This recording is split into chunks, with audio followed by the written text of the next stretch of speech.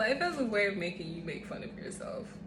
To truly, honestly understand, like, I have all praise to the Father because I feel like I have so many cool places to film in this house. But if I don't want to sit here and hold my phone up in front of my face and to feel awkward talking to myself, even though I'm talking to you, I'm not comfortable. And it's been a week. Let me just let you understand how awkward but also very well put together I am. I don't know how it works. I'm not sure if it actually works. I could just be tooting my own horn. But a week ago, obviously we know a week is 7 days. A week ago I turned 34, and it's been an interesting experience. And as I've been going through the week and just really understanding and just feeling what it feels like to be 34, to not yet be like, quote unquote, I don't even know if it's like I'm looking to feel established, but I don't know. I just had a feeling like when I turned 33, you know, that's my Christ year, right? I was like, oh yeah, this is gonna be that year where everything is monumentally changing. And I will say that I have gone through a lot of beautiful changes. I've struggled with classifying what life is at this age. And I was studying with my guy, my head, my love. We've been reading through Romans this week, and let me just tell you, if I had really sat down and recorded this candidly when I was feeling this deeply this morning, I can honestly say that I was probably in a different headspace altogether, to the point that I was also probably feeling a little bit more, not remorse, I don't know what just was on my arm, not remorse or self-pity or loathing of that regard, but like when you're 34, and I don't want this to necessarily be one of those cliche statements where people are like, oh, when you're 34, you're supposed to have this, that, and the third. You're supposed to have it all figured out. A house, 3 kids, 2 dogs, a cat. Like everything, at least in the 90s, that's how we thought 30s looked. But being a middle millennial, I call it, but also seeing the spectrum on both sides of it, as my brother is an early millennial and my love is a younger millennial, that's perfectly fine. But even in that, and that's not even the point of it, but even in this understanding of what life truly is, like, I've just come to really appreciate that I've been given life. And even more so, as I read this morning in Romans 8, I've been given new life. It really hit me hard. And I think that at this point in time, while I'm figuring out what it is that I even really want to say, but also stepping out and being uncomfortable, because I know that this is a conversation I've been wanting to have, but I haven't really known how to have it until the Father led me here. Let me start off by just telling you what it is that I was thinking when I first woke up. I had a dream, and I can't even remember the full details of it, but I just had a dream about the passing of life. And I woke up to that at 3 o'clock this morning. And I was just like, you know what?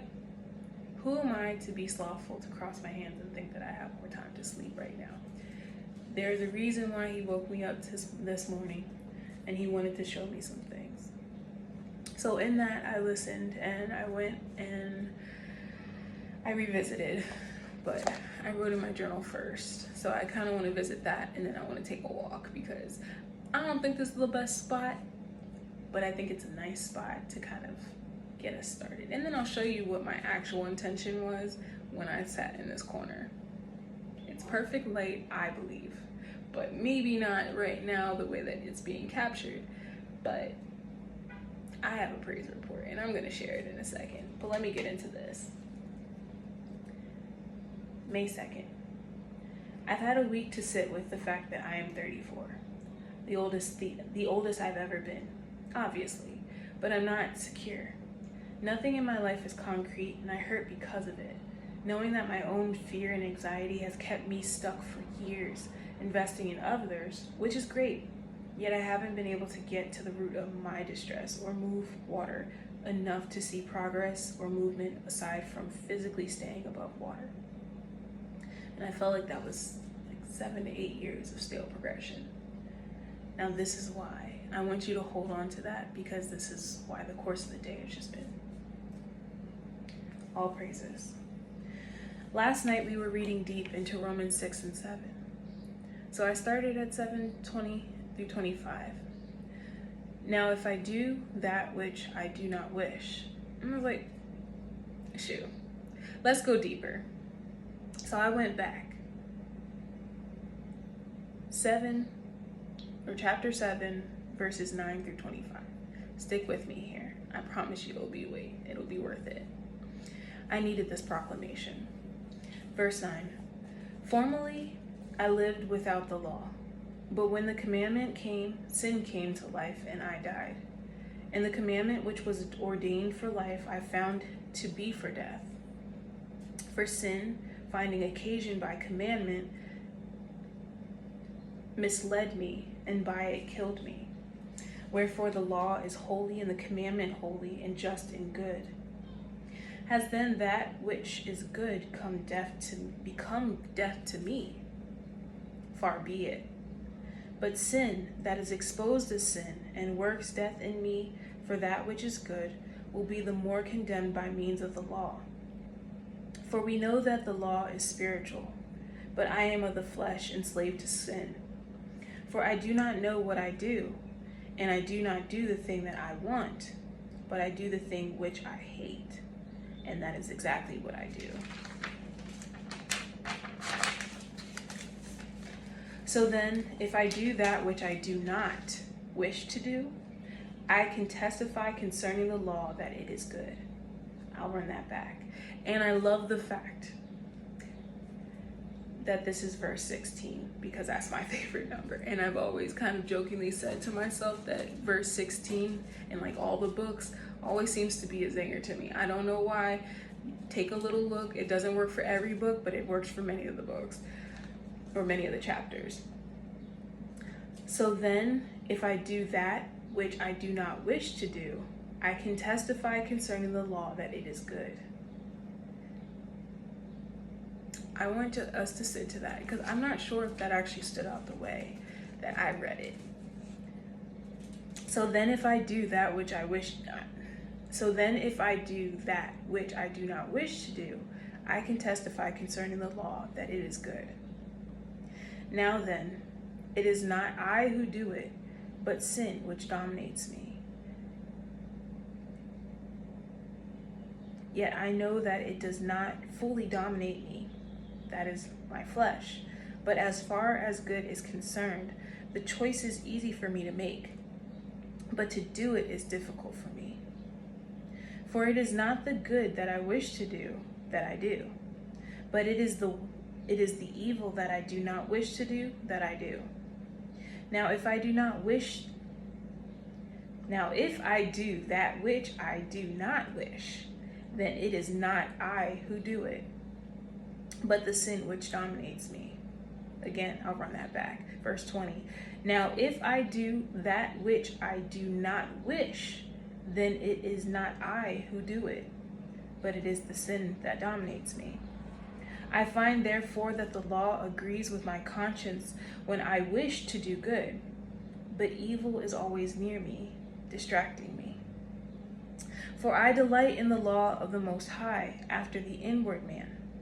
But I see another law in my members, warring against the law of my mind, and it makes me captive to the law of sin, which is in my members.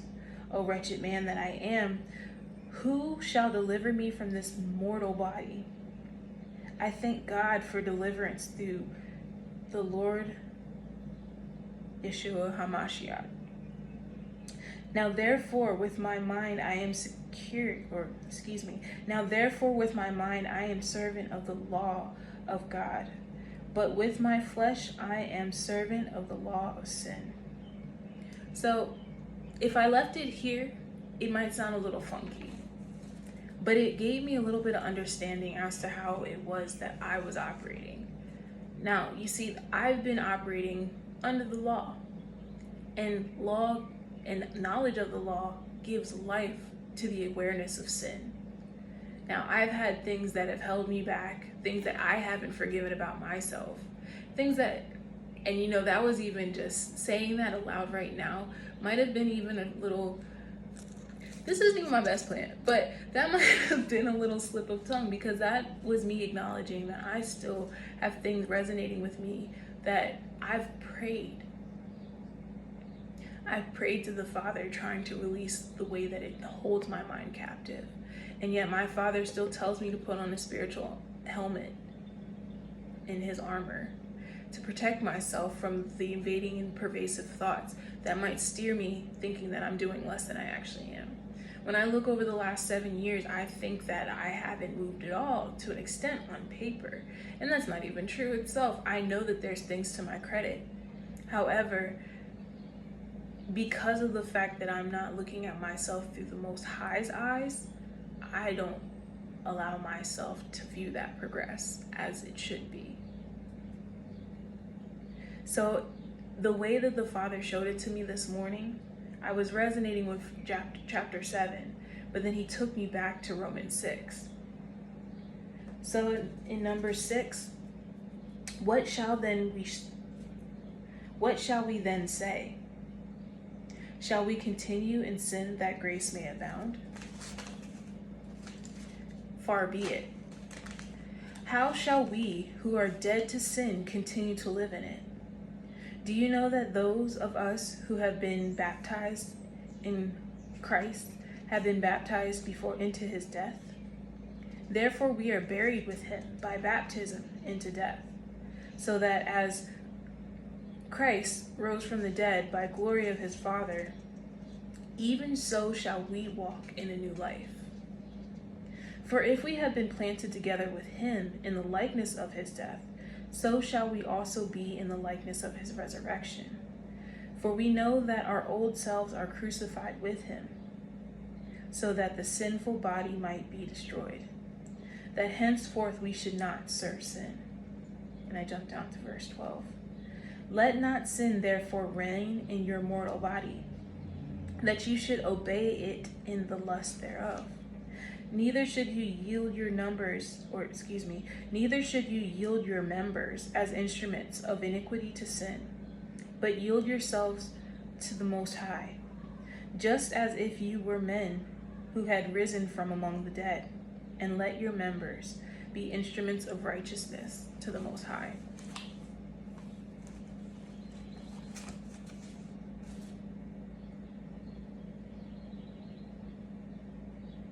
The beautiful thing about turning 34 was realizing the impact that your life is daily. You may not be the one who's gathering the crowd such as Christ did, exactly the way Christ did. But again, they didn't have YouTube, they didn't have TikTok, they didn't have all of these platforms that just allowed him to stream in that type of midst.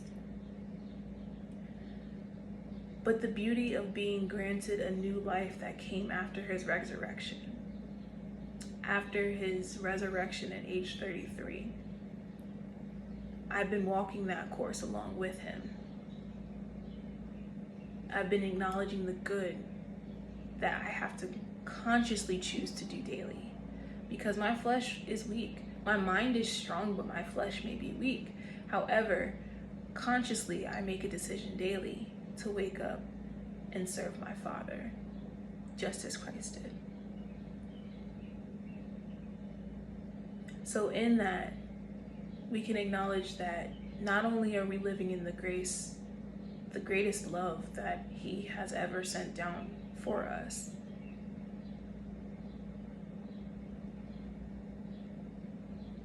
But acknowledging and receiving the new life that He's given us as the greatest gift as well. Because let me not sit here. Let me not just hold you in this moment. Let me show you first before I come to a full culmination as to why I wanted to have this conversation with you today. Give me 1 second. I've been working on the little things. Making my little friends. But I really came out here so that I could put together my potato bin. My wildflowers. It's ugly, but this is the transition.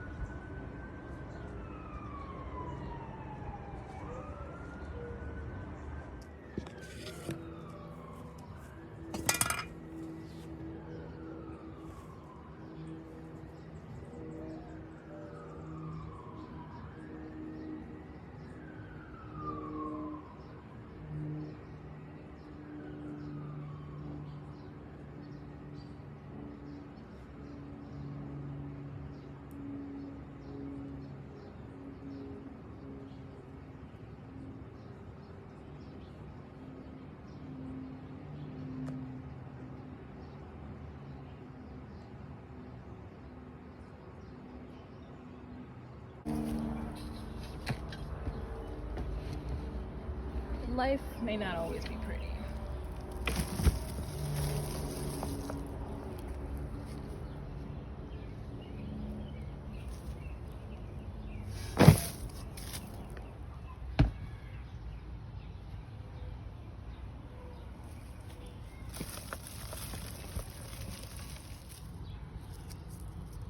Sometimes you have to get uncomfortable. And the reward of me coming out here today to be able to put my potatoes in this bin and get them started is because of the fact that I spent time that made me feel outside of my comfort zone, and beyond that, that it's not the easy route that serves us the best. It's not the easy route or the easy road traveled that serves the Father best.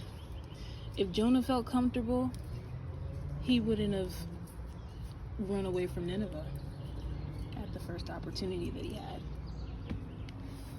If Moses was not uncomfortable, he would have never left Egypt and then spent time finding and spending time with a different family to then realize that he had to return. And that in itself was hard, because it was the only life he had ever known beforehand, and found out that everything that he went through was a lie. Everything he was raised to believe to be true was false. To serve God is not necessarily easy, And I don't want to give mine to say that it is, but it is worth it. And because he is able to give us new life, just as he's allowed me to plant these potatoes that by others' minds may be deemed as no longer worth consuming, no longer worth having, no longer worth keeping. But for the Most High, he knew before I even put these seeds or seed potatoes into the ground that they were capable of bearing fruit beyond their generation. So I ask you to get uncomfortable and to figure out what this aspect of new life truly is and what it truly means for you. Because it is worth standing strong and operating as the Father wants us to. It is worthwhile to allow yourself to drink of the living water. You don't know the fruit that you bear. So don't look at your current position with despair, but know that there's more for you. In this life, that is the greatest gift from the Most High. And I felt the need to show you my kitchen, because even though it's not perfectly clean right now, I feel as though I am so exceedingly grateful for my 60s style kitchen. And I just focus on the dirt and the trash. And the fact that I literally cleaned up this house well, and yet I still find a way to make it junky right after. Amen.